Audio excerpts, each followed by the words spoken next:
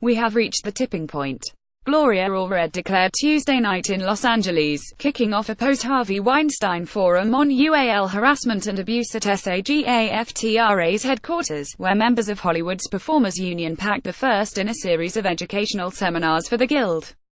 Sexual harassers and abusers must face the consequences of their actions. Allred's advice to anyone experiencing harassment in the workplace: keep an incident log, track witnesses' names and complain to your employer in writing. Receipts, receipts, receipts. Accountability comes in many forms, the lawyer and women's rights activist told the standing room-only audience of more than 200, many of whom raised their hands when informally polled if they'd ever seen or experienced UAL harassment, or worse, in their careers. Allred currently represents multiple women alleging wrongdoing against Weinstein, including a new lawsuit her office filed Tuesday on behalf of an anonymous actress, alleging UAL battery and assault. The executive has not yet responded to the legal action, but a spokesperson in a statement has said, any allegations of non-consensual are unequivocally denied by Mr. Weinstein, speaking out publicly against powerful Hollywood figures like Weinstein, and director Brett Ratner and actor Kevin Spacey, both of whom have also been accused of UAL misconduct, can have a powerful effect that opens the way for others to break their silence. But as evidenced by the case of Ratner accuser Melanie Kohler, who is being sued for defamation by the Rush Hour director over a rape allegation posted on Facebook, making a public claim also invites serious potential legal and financial consequences. Reaching a confidential settlement that costs an alleged abuser a company hefty penalties can have a different potent effect. Said Allred, if they have to pay, then they remember it. Even if a non-disclosure agreement has been signed, the lawyer said, an accuser can still testify in court if subpoenaed. Allred added that she'd reached thousands of confidential settlements with high-profile figures over her full-decade career, the details of which would never be revealed. I know where the bodies are buried, she said, and some of them aren't dead yet. In the Allred-moderated panel at Tuesday's Teach and Speak Out event, dubbed A Conversation on Sexual Harassment and Abuse in the Entertainment Industry, SAGAFTRA President Gabrielle Carteris, casting director Deborah Zane, The Hunger Games, actor Lisa Vidal, Being Mary Jane, director Nikki Caro, The Zookeeper's Wife, and assistant director and producer Liz Tan, Spider-Man Homecoming, outlined the resources available to union members and urged those experiencing harassment to speak up and protect themselves. The Guild offers a 24-hour safety hotline 1-844-SAFERSET that members can use to anonymously report concerns over on-set safety violations, including UAL harassment claims.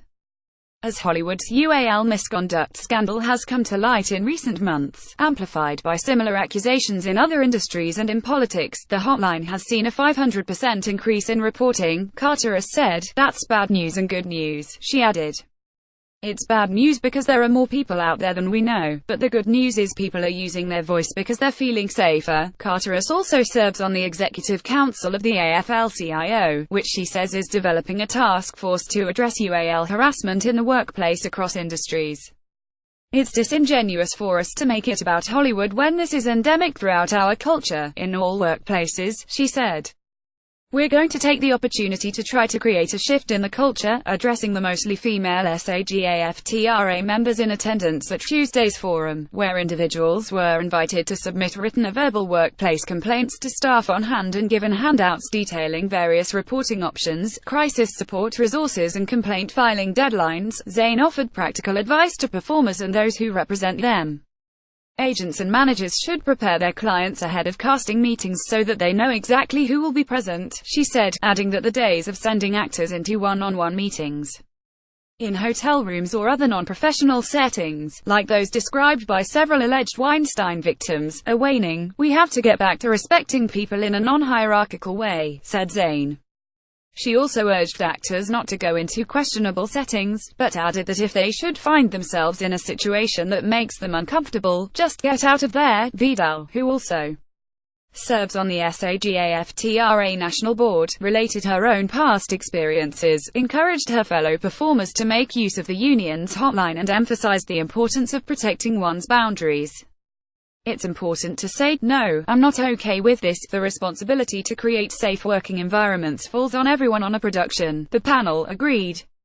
I make it my business to create a safe working environment, and you actors need that more than anybody, said Caro, who staffed the set of The Zookeeper's Wife, with so many female crew members that star Jessica Chastain wrote an op-piece in The Hollywood Reporter to celebrate the rarity of working with so many women.